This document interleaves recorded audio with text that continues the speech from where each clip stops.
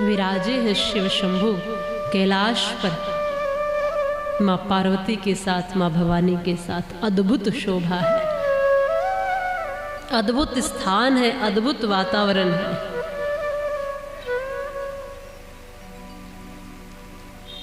कोई महल नहीं है, केवल एक पहाड़ है,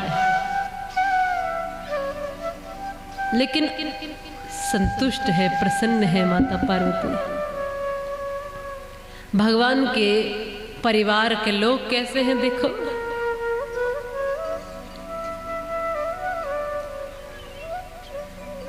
और किस तरह का सामंजस्य है। अगर परिवार को देखो समझना है ना, तो महादेव के परिवार को समझो पहले। अपने अपने परिवारों की समस्याएं हैं, शिकायतें हैं, वो अपने आप समाप्त हो जाएंगी। भगवान भोलेनाथ का वाहन क्या है? हाँ, नंदी। माता पार्वती का या भगवती का वाहन? भगवान के गले में क्या पड़ा है?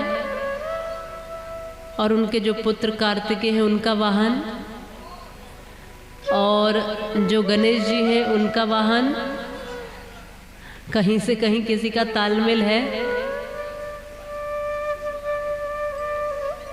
आप देखो, अपने परिवारों के लिए रोते रहते हो कि इससे मेरे विचार नहीं मिलते, ये मेरे जैसा नहीं है, ये मेरी बात नहीं सुनता। अपने अपने लिए रोते हो ना। अभी देखो भोले बाबा के यहाँ बैल है, यहाँ शेर है, सांप है, मोर है, इधर चूहा है, मूसक देव।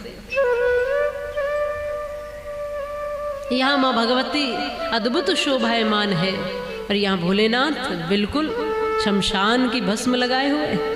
कहीं मेल है? ऐसी अवस्था और स्थिति में भी कहीं कोई असमंजस्य दिखाई नहीं देता। देता है क्या? ऐसा लगता है कैलाश पर सब आनंदित है, सब प्रसन्न है, सब मग्न है, किसी को किसी से समस्या नहीं है। बस यही परिवारों की व्यवस्था है। परिवार में हर व्यक्ति हर तरीके के विचार का रहता है। एक विचार सबके हो जाए ये संभव है ही नहीं।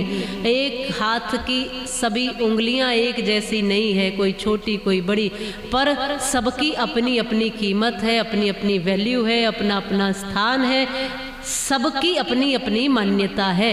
ये छोटी उंगली की भी अपनी कीमत है, और बड़ी की भी, और अंगूठे की भी।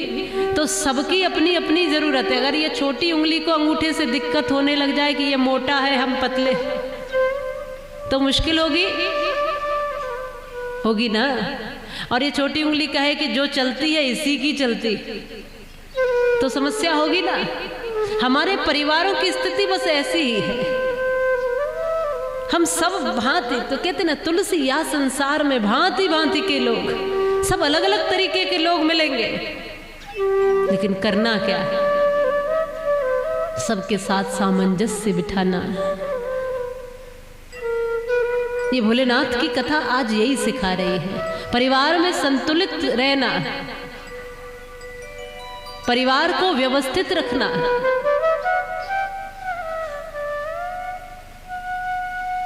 जरूर कहीं ना कहीं माँ जो मैना है वो विदाई करते समय डरी होगी, घबराई होगी, सोची तो होगी, लेकिन फिर भी माँ पार्वती है, वो भवानी है, वो जानती है भगवती क्या है, उनकी शक्ति क्या है, क्षमताएं क्या है। और ये सभी जो माताएं हैं, आप सब भी भगवती के ही स्वरूपा ही है, देवी स्वरूपा ही है, लक्ष्मी स्वरूपा ही है। आप सब भी वो ही है।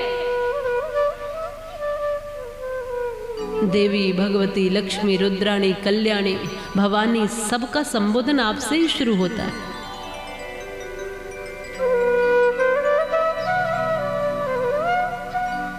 कैसा जीना है, बस ये सीखना है। अब परिवार में जितनी मुख्य भूमिका इन भाइयों की होती है, उससे कहीं ना कहीं अधिक भूमिका माताओं की होती है कि नहीं? परिवार में जितना भर संतुलन होता है अधिकतर उसमें भागीदारी माताओं की होती है, और जितना भर विघटन होता है अधिकतर उसमें भागीदारी भी माताओं की ही होती है। क्योंकि गृहस्थ जो है, गृहिणी गृहमुच्यते, गृहस्थ जो है घर जो है गृहिणी से ही है। आप घर नहीं बना सकते कभी। मैं बार बार कहती हूँ कि आप ये सोचो कि हम घर के मालिक हैं, घर के मालिक आप नहीं होते। घर तो इनका होता है, मालिक तो ये होते हैं। क्योंकि आपने घर बनाया ही नहीं तो मालिक कैसे होंगे। आप मकान बना सकते हैं पर उस मकान को घर तो ये देवियां ही बनाती है, उसको सुशोभित तो ये ही करती है ना।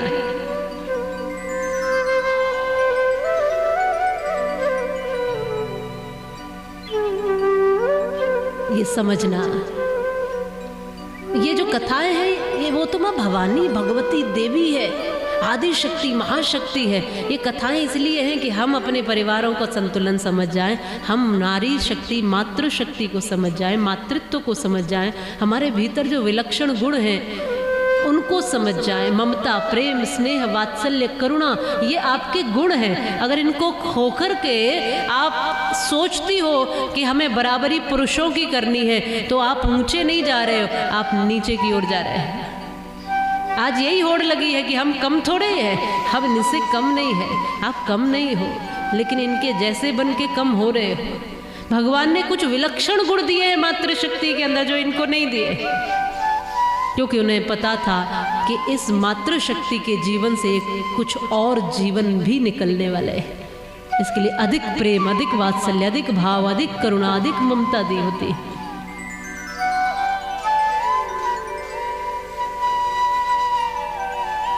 कथा कहते हुए एक भाव बना कि माताओं को जो सीख देती थी ना, पहले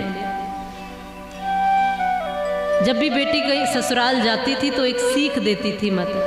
किसी की माँ ने दी है सीख उस जाते समय ससुराल, ऐसा परिवार बनाना, ये सीख माँ देती थी हर वक्त। तेरी सुंदरता, तेरी शोभा महंगे महंगे आभूषणों से और महंगे वस्त्रों से नहीं है, तेरे आचरण से है, तेरे कर्म से है, तेरे गुणों से है, तेरी क्षमताओं से है। और हम इन चीजों को छोड़कर बस बाहर की दुनिया में तो खूब सजते धजते हैं, बाहर तो खूब आभूषण लटकाए लेकिन भीतर का श्रृंगार छोड़ दिया है। अपने असली गुणों को, अपनी असली क्षमताओं को छोड़ दिया। टिकटॉक पर वीडियो बनाना तो समझ लिया, खूब मुंह मटका मटका के बनाते, इतने छोटे छोटे बच्चों को भी ले लेते हैं साथ में। लेकिन वास्तव में हम क्या कर सकते हैं, कितनी ऊर्जाएं और क्षमताएं हमारे भीतर ईश्वर ने दी है, केवल इतने से तक सीमित नहीं, हम इससे कहीं और अधिक करने के लिए आए हैं। पूरी दुनिया की क्षमताएं आदि शक्ति महाशक्ति ने हमें दी है, तो हमारा क्या अस्तित्व होगा इस बात को भूलते जा रहे हैं। अगर नारी शक्ति जागृत हो जाए तो समाज, परिवार, राष्ट्र, धर्म सब जीवंत हो जाएगा। जब जब भी कुछ परिवर्तन होता है ना समाज में तो दो के ही कारण होता है, एक संत शक्ति, दूसरा नारी शक्ति। जब भी परिवर्तन होगा, इसलिए समझना और समझना ज्यादा है।